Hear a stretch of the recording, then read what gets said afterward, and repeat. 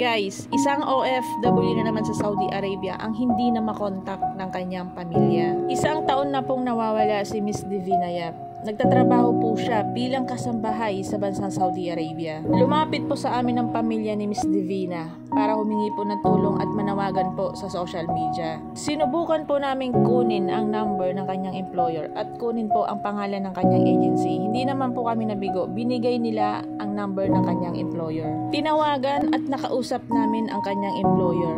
Pero ang sabi ng kanyang employer, 3 araw lamang nanatili si OFW sa bahay ng kanyang amo. Ang sabi ng kanyang amo, pagkatapos ng 3 araw ay binalik ito sa kanyang agency. Nung tinawagan namin isa sa mga staff ng kanyang agency, ang sabi ng agency ay nakareport na daw sa Polo. Sa Polo daw kami maghanap at sa Polo din daw kami magtanong. Napakawalang kwentang agency ka kung hindi dahil sa mga OFW, hindi kayo kikita.